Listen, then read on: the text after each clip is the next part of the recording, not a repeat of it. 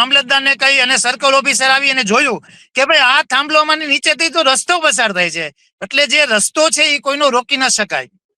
એ સિદ્ધાંત ઉપર કે જે મામકોર્ટ કહેવાય એને કલમ 5 હેઠળ મામકોર્ટ મુજબ જે કોઈ પણ વસ્તુ તમારો રસ્તો બંધ કરે તો રસ્તો તાત્કાલિક ખુલ્લો કરાવવો પડે.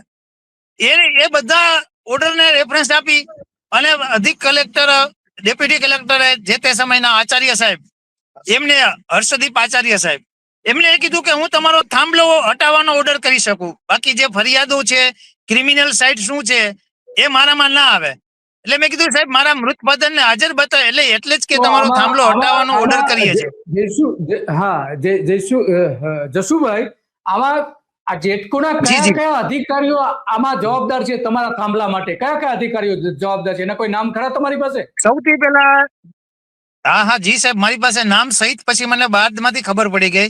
સૌથી પહેલા જેટકોના જે મિરમગામા કરીને છે નાયબ ઇજનેર, એમની મોટી જવાબદારી છે, કારણ કે એ લોકોએ બધું જે આગળની જે ડીએમસીસી કંપની છે એમની પાસેથી મોટા પૈસા લઈ અને એમની લાઈન રદ કરી. ત્યાર પછી જે એમના ઉપરના અધિકારી હતા એમજી પટેલ, પૈસા લીધા હોય એવો પુરાવો આપણી પાસે છે?